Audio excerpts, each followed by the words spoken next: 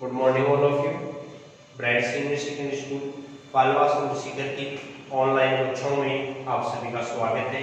आज की अपनी कक्षा हिंदी विषय की और प्रकरण है वाक्य शुद्धिकरण या अशुद्धि निराकरण।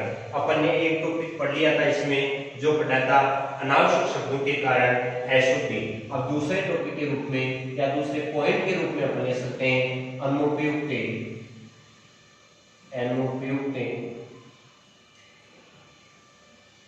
शब्दों के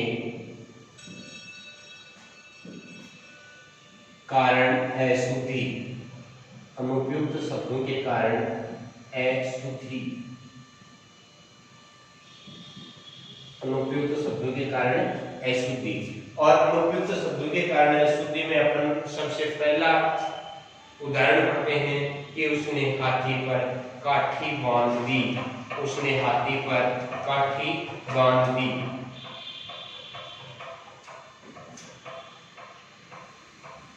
उसने हाथी पर काठी बांध दी। अब अगर आपका अभ्यास नहीं है तो आप इस वाक्य का शुद्धिकरण नहीं कर पाओगे। बच्चों, आप जानते हैं कि काठी शब्द का प्रयोग घोड़े के साथ किया जाता है। काठी शब्द का प्रयोग किसके साथ किया जाता है? घोड़े के साथ। और हाथी शब्द के साथ होंदा का प्रयोग किया जाता है। होंदा शब्द का प्रयोग किया जाता है। तो इस वाक्य का शुद्ध रूप ये हो जाएगा कि उसने हाथी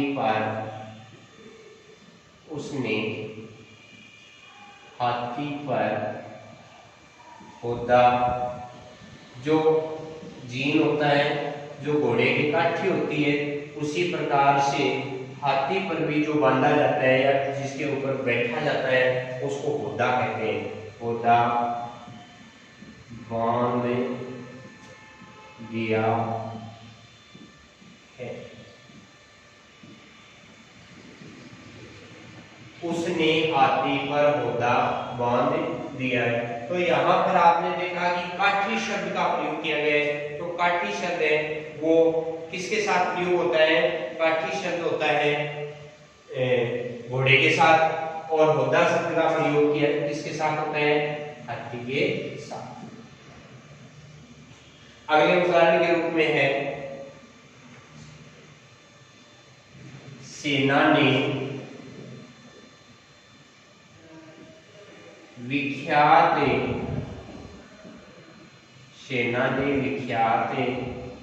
आतंकवादी मार गिराया।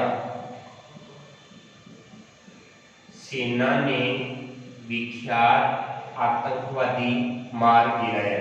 बच्चों, आप जानते हैं आतंकवादी विख्यात नहीं होता है। विख्यात का अर्थ होता है प्रसिद्ध। विख्यात का अर्थ क्या होता है? प्रसिद्ध। जबकि आतंकवादी शब्द के साथ कुख्यात का प्रयोग किया जाता है। किसका प्रयोग किया जाता है? कुख्यात का। तो वाक्य का शुद्ध रूप हो जाएगा सेना ने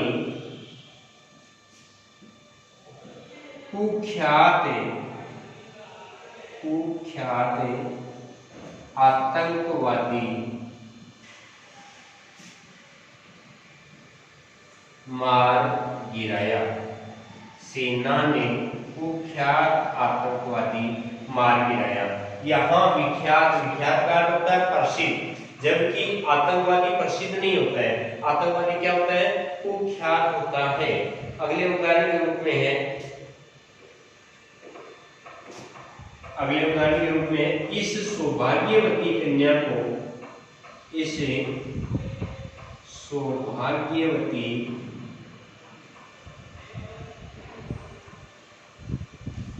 को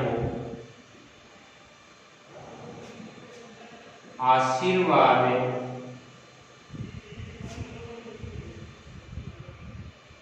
दो। इस सौभाग्यवती कन्या को आशीर्वाद दो। ध्यान दो, कन्या जो होती है वो सौभाग्यवती नहीं होती है। सौभाग्यवती कब कहा जाता है? जब किसी लड़की या किसी कन्या की शादी हो जाती है तो उसके बाद में उसको सौभाग्यवती कहा जाता है, उससे पहले उसे सौभाग्यकांक्षिणी कहा जाता है। तो यहाँ पर सौभाग्यवती शब्द है वो कैसा है बेटा? अनुपयुक्त शब्द है। अनुपयुक्त शब्द होने के कारण वाक्य में क्या हो गई? अशुद्धि हो गई। तो इस वाक्य का शुद्ध रूप हो जाएगा इसे सौभाग्यकांक्षिणी, सौभाग्य कांक्षिणी, सौभाग्यकांक्षिणी कन्या को आशीर्वाद दो। इस सौभाग्यवती कन्या को आशीर्वाद दो का शुद्ध रूप यह हो जाएगा कि इस सौभाग्यकांक्षिणी कन्या को आशीर्वाद दो। सौभाग्यकांक्षिणी अर्थात कहने का तात्पर्य है कि अगर किसी लड़की की शादी नहीं हो पाती है या नहीं होती है तब तक वह सौभाग्यकांक्षिणी होती है और शादी होने के बाद में उसको सौभाग्यवती कहा जाता है। अपन देखते हैं कि कोई शादीशुदा औरत है वो किसी अपनी बुढ़ी अम्मा या दादी माँ या सास के पैर छूती है तो उसकी दादी या उसकी सास या कोई बुढ़ी औरत है या उसके परिवार का कोई मुखिया है, बड़ा बुजुर्ग है, तो उसको क्या आशीर्वाद देता है? उसको आशीर्वाद देता है कि सौभाग्यवती भवे, सौभाग्यवती बनी रहे। कहने का तात्पर्य है कि उसका सौभाग्य बना रहे, उसकी जोड़ी अमर रहे। लेकिन जब कोई कन्या अविवाहित होती है तो उसको सौभाग्यकांक्षिणी कहा जाता है। क्या कहा जाता है? सौभाग्यकांक्षिणी। इसलिए वाक्य में अनुपयुक्त शब्द के कारण अशुद्धि है।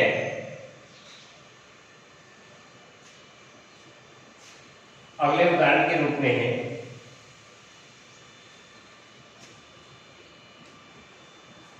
अगला उदाहरण है लक्ष्मण के मूर्छित होने पर राम विलाप करके रोने लगे।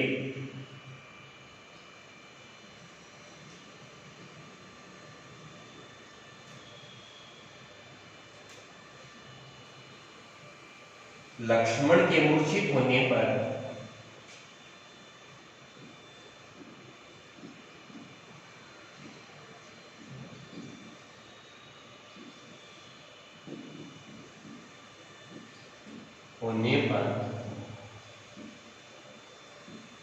राम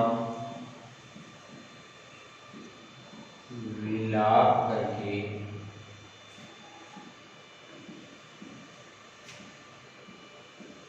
रोने लगे। लक्ष्मण के मूर्छित होने पर राम विलाप करके रोने लगे। आप जानते हैं कि राम और लक्ष्मण है वो राजा दशरथ के पुत्र थे और राम को 14 साल का वनवास दे दिया गया था। राम है वो 14 साल के लिए वनवास में चले जाते हैं या वन में चले जाते हैं, उनके साथ लक्ष्मण जी भी जाते हैं और राम की पत्नी सीता भी जाती है। जब रावण राम की पत्नी सीता का हरण करके ले गया था और राम और रावण के बीच युद्ध की स्थिति हो गई थी, तब राम से पहले लक्ष्मण है वो युद्ध के मैदान में चले जाते हैं और लक्ष्मण को बाण लग जाते हैं। बाण लगने पर लक्ष्मण है वो मूर्छित हो जाते हैं और मूर्छित होने के बाद में राम है वो लक्ष्मण के पास जाते हैं और जोर जोर से विलाप करने लगते हैं। तो यहाँ पर इस वाक्य को बोलने में थोड़ा सा लग रहा है कि वास्तव में सही है, लेकिन इसमें छोटी सी त्रुटि है और वो त्रुटि है अनुपयुक्त शब्द के कारण। राम लक्ष्मण के मूर्छित होने पर विलाप करने लगे थे, रोने नहीं लगे। अब कहने का तात्पर्य है कि यहाँ पर विलाप और रोने शब्द दोनों एक ही है, दोनों का अर्थ एक ही है, तो दो शब्दों का प्रयोग करने की जरूरत नहीं है और दो शब्दों का प्रयोग किया भी नहीं जाता। तो इस वाक्य का शुद्ध रूप हो जाएगा लक्ष्मण के मूर्छित होने पर लक्ष्मण के मूर्छित होने पर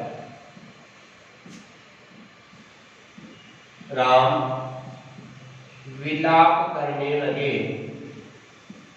राम विलाप करने लगे। तो यहाँ रोने शब्द को हटा दिया अपन ने, क्योंकि रोने शब्द क्या है, अनुपयुक्त है, रोने शब्द का प्रयोग करने की जरूरत नहीं है। अगले उदाहरण के रूप में देश भर में दीपावली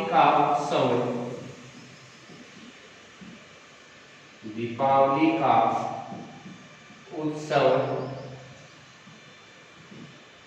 मनाया जा रहा है। अब कहने का तात्पर्य कि वाक्य आपको देखने में एकदम सही लग रहा है, लेकिन फिर भी वाक्य में कोई ना कोई एक छोटी सी अशुद्धि है, जिसके कारण वाक्य अशुद्ध हो गया है। आप जानते हैं दीपावली त्योहार होता है, उत्सव नहीं होता है। क्या नहीं होता है? उत्सव नहीं होता है। तो यहाँ दीपावली शब्द अपने आप में त्योहार का बोध करवा रहा है, या दीपावली शब्द अपने आप में त्योहार का बोध करवा रही है। तो अपन इस वाक्य का शुद्ध रूप लिख देंगे, देश भर में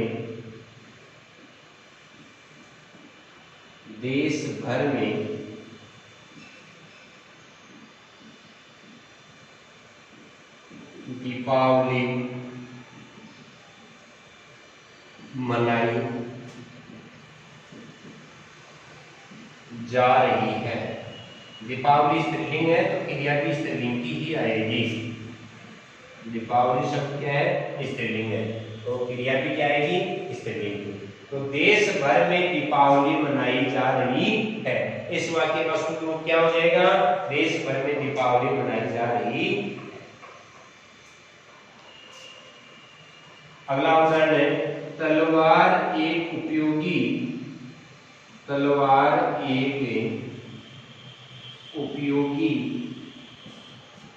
अस्त्र है।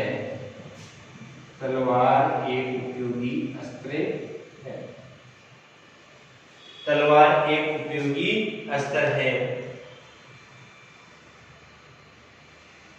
तो यहां पर आपको ध्यान देना है कि अस्त्र और शस्त्र दो शब्द होते हैं। क्या होते हैं? अस्त्र और शस्त्र। आप जानते होंगे अस्त्र किसे कहते हैं, शस्त्र किसे कहते हैं। जिसे फेंक करके मारा जाता है वो अस्त्र होता है, जिसे हाथ से पकड़ करके मारा जाता है वो शस्त्र होता है। अब आप जानते हैं तलवार कैसा है, हाथ से पकड़कर मारा जाता है या फेंक कर मारा जाता है। अगर यहाँ पत्थर की बात होती या बम की बात होती तो अस्त्र हो जाता, लेकिन यहाँ तलवार क्या है? शस्त्र है। तो इस वाक्य का शुद्ध रूप क्या हो जाएगा? तलवार एक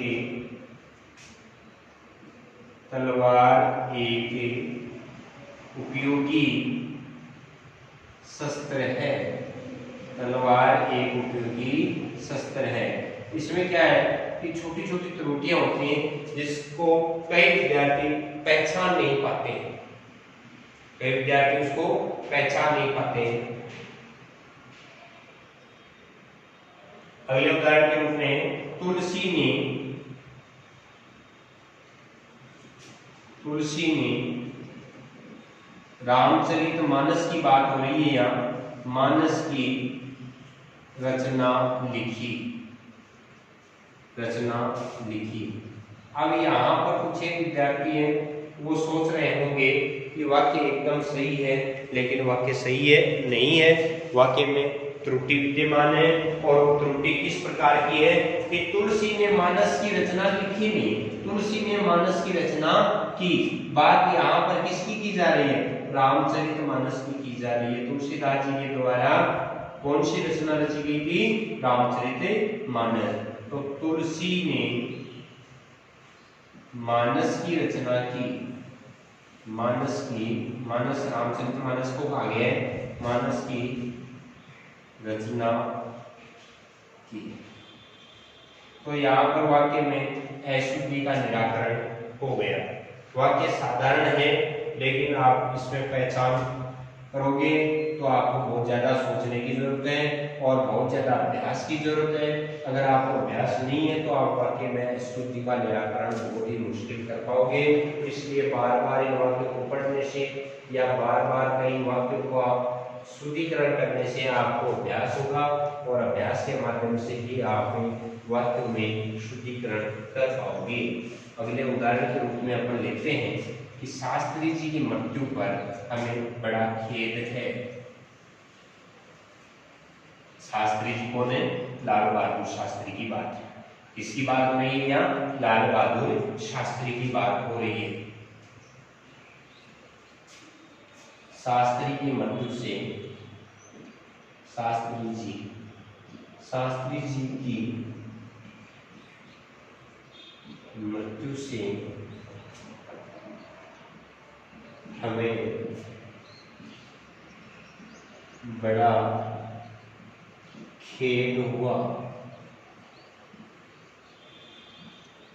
खेद का अर्थ होता है दुख।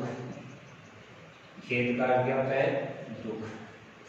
अब यहाँ पर आपको देखने में लग रहा है कि एकदम साधारण सा वाक्य है और बात भी सही है कि शास्त्री जी की मृत्यु से हमें बड़ा खेद हुआ, लेकिन बच्चों शास्त्री जी कोई सामान्य हस्ती नहीं थी। शास्त्री जी इस भारत देश के प्रधानमंत्री भी रहे हैं।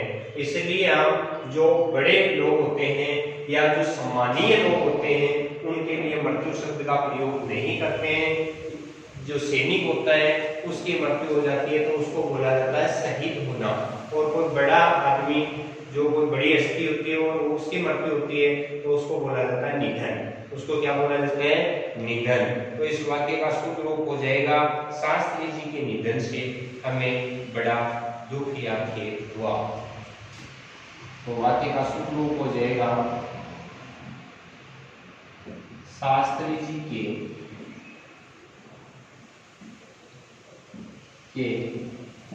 निधन से हमें बड़ा खेद भी बोल सकते हैं या दुख भी बोल सकते हैं। दुख हुआ। शास्त्री जी के निधन से हमें बड़ा खेद या दुख हुआ।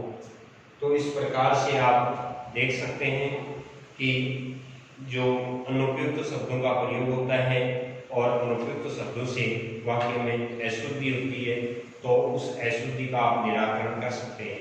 अगले उदाहरण के रूप में है, कई वर्षों तक भारत के गले में गुलामी की बेड़ियां पड़ी रही। कई वर्षों तक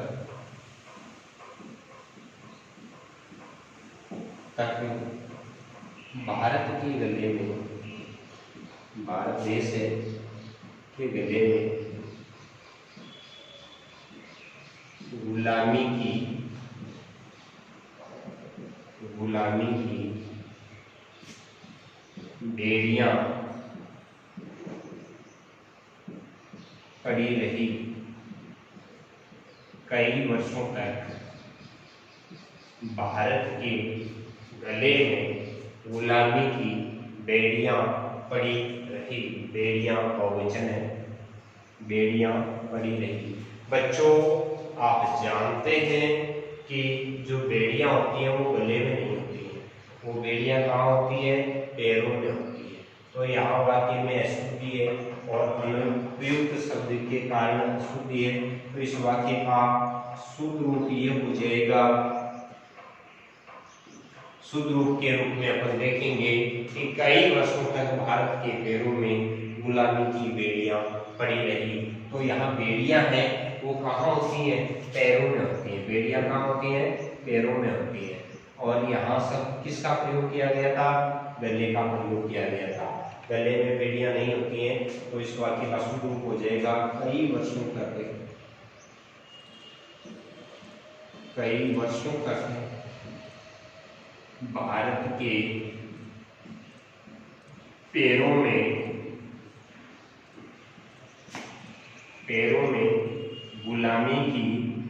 गुलामी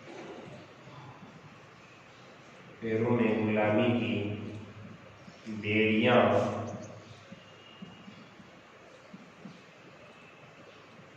पड़ी रही।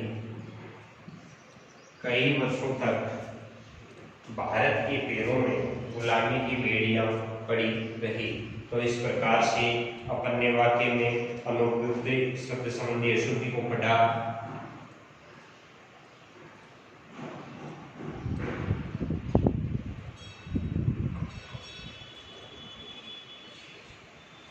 अगले उदाहरण के रूप में है गोलियों की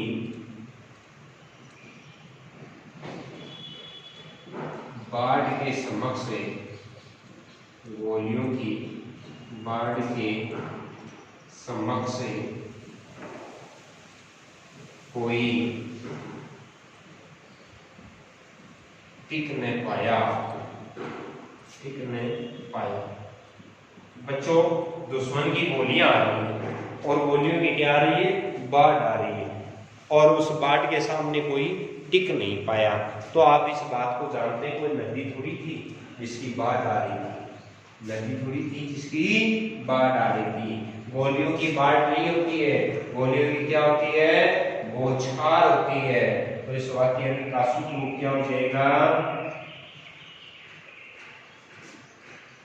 गोलियों की बौछार, गोलियों की बौछार के सामने, के समक्ष भी लिख सकते हैं, सामने भी लिख सकते हैं, दोनों से ये समक्ष से कोई टिक न पाया या न सका। कहने का तात्पर्य है कि गोलियों की बौछार के सामने, गोलियों की बौछार के सामने कोई टिक न पाया। अर्थात गोलियां जब बहुत ही ज्यादा आने लगी तो गोलियों की क्या हुई, बौछार हुई, और गोलियों की बौछार के सामने कोई टिक नहीं पाया। वाक्य में पहले क्या था, गोलियों की बाढ़ के समक्ष कोई टिक न पाया। तो गोलियों की बाढ़ नहीं होती है, गोलियों की क्या होती है, बौछार होती है। तो आप ने वाक्य शुद्धिकरण के अंतर्गत दो टॉपिक पढ़ लिए हैं। एक तो पढ़ा था अनावश्यक शब्दों के कारण वाक्य में अशुद्धि, और दूसरा पढ़ा है अनुपयुक्त शब्दों के कारण वाक्य में अशुद्धि।